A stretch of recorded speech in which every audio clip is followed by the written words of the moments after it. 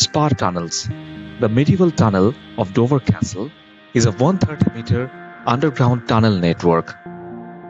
Excavated after the siege of 1216 to 1217, this was used as a secret route for soldiers to advance against attackers and blocking them from capturing the castle. The uneven tunnel walls are full of chisel marks. It's a matter of wonder that how, in the medieval period, without any advanced technology, this long tunnel was excavated. It's thrilling to visualize how this tunnel would have looked like in the medieval period when there was no electric light inside, and the only source of light was fire torches. The first passage of the tunnel ends at the Tower of Strength.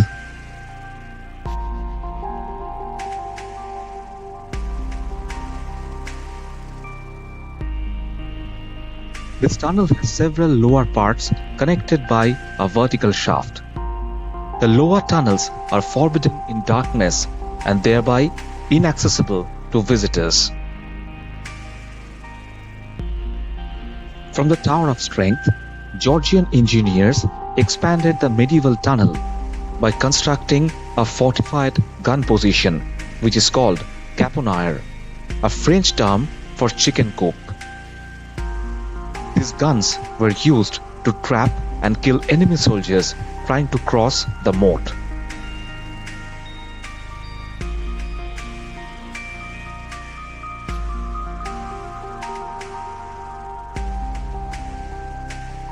By this wooden staircase, we can access the tunnel underneath the caponnière.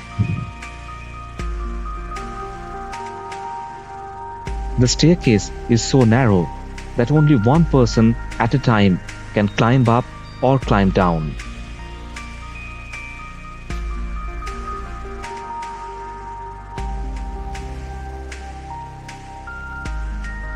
Walking throughout this tunnel is indeed a thrilling experience.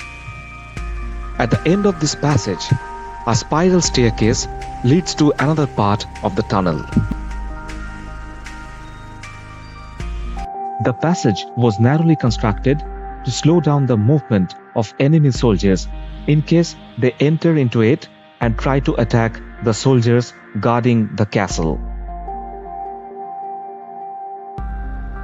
This staircase is at the other side of the caponnière, from where soldiers could fire muskets through these holes to kill enemy soldiers trying to cross this tunnel.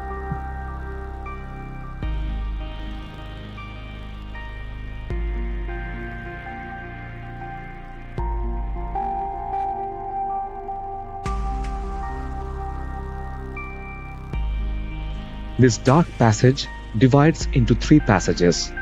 This division was to confuse enemy soldiers in case they try to breach the castle. The right one is a blind passage, leads nowhere.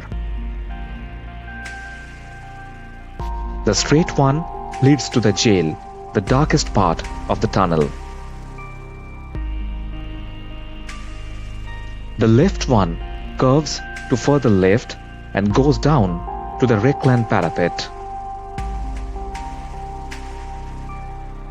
The parapet has a larger room in its front where soldiers would have gathered to receive instructions from their superiors.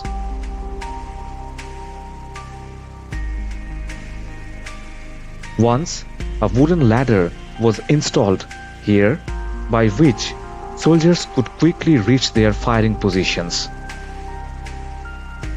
From this room, soldiers could control 5 doors by pulling the iron bars to block and trap enemies trying to access the tunnel during attacks.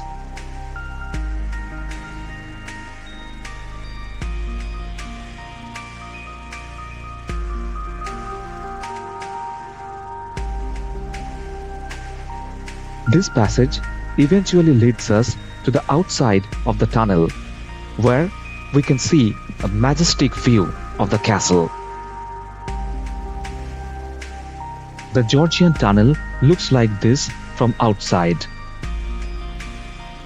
Once we climb up this staircase, we can understand that the tunnel opens outside the castle ramparts.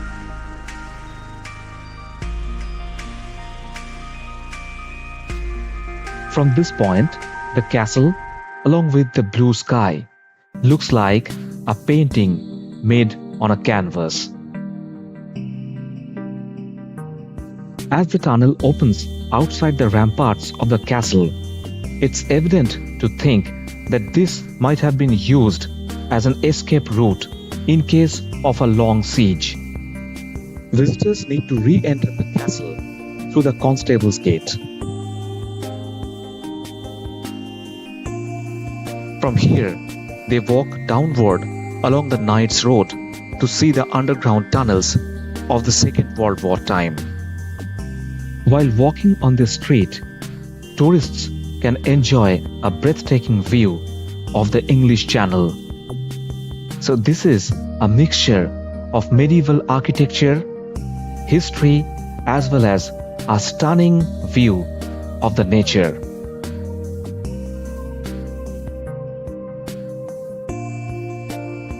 Once we pass through this medieval gateway, we reach that section of the castle which was specifically used for military purposes. Here, walking while enjoying the sea view provides a peaceful experience to tourists.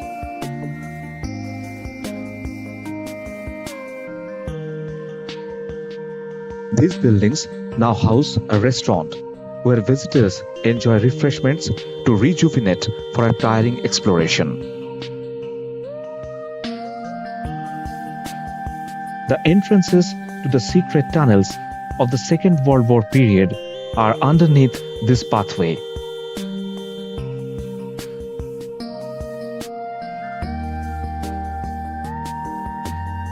At this bastion, we see an aircraft destroyer gun, which is still fired during special ceremonies. At a short distance is the Short Yard Battery, where 2 guns of World War II are still mounted and perfectly preserved.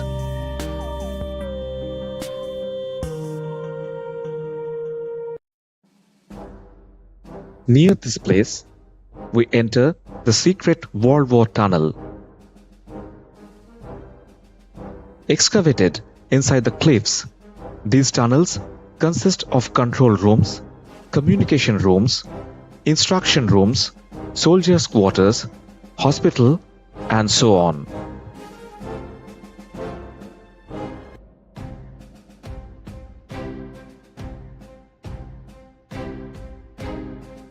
These tunnels are specifically famous for the planning of evacuating British soldiers posted in Dunkirk, France during the Second World War to protect them from German bombing.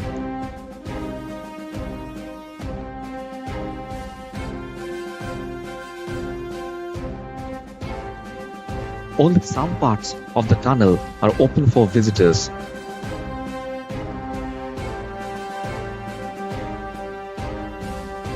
At the end of the tunnel network, we see a stunning view of the Dover port along with the English Channel.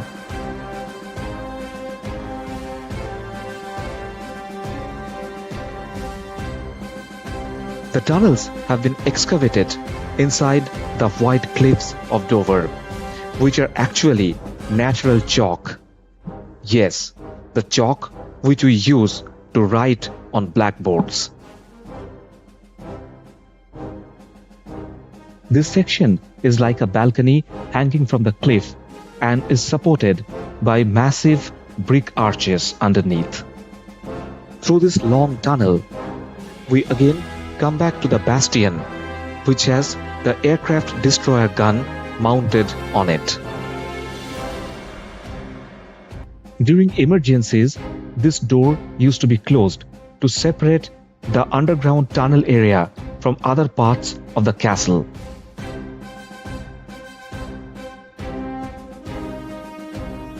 This is the Colton's Gate. Constructed in the early 13th century, its upper portion was altered in the late 15th century for defense purposes.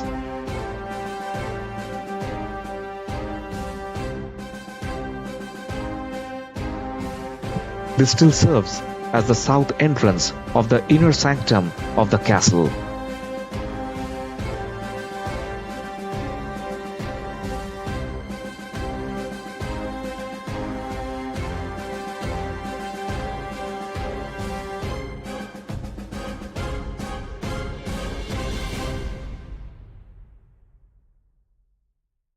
This Roman lighthouse, called Pharos, is one of the 3 surviving lighthouses of the bygone Great Roman Empire. Moreover, this is the most complete standing Roman structure in England. Built around 46 to 50 AD, this imposing stone structure is a great example of Roman engineering and is the UK's oldest surviving lighthouse.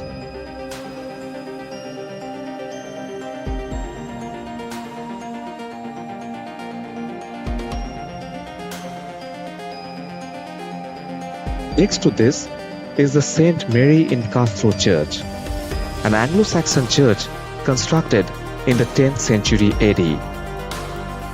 This was once used by soldiers guarding the castle. Seeing the church door being opened using medieval lock and key is a fascinating experience. The church had been eventually restored and it's still in use.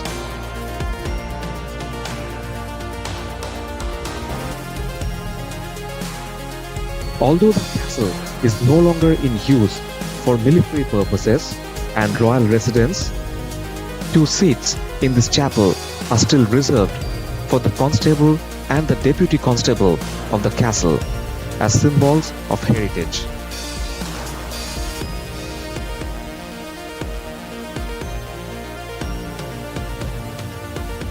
People of Dover mention that the surrounding area of the church is actually the oldest part of the castle, which was constructed during the Roman period, much before the medieval part of the castle was constructed. Here we still see the remains of the fortified walls along with its bastions. After coming down from the castle hill, visitors can explore the town centre, which consists of Tudor, Georgian and Victorian period buildings. Landmark buildings like the town hall, the church and other beautiful buildings are located at the town centre. The quiet streets and market square attract visitors.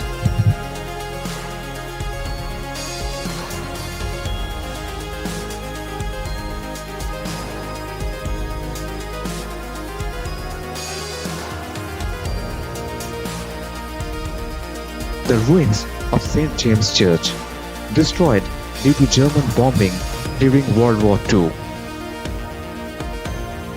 My exploration in Dover ends with its stunning white cliffs and the beautiful Dover beach. Please like, share and subscribe for more such videos.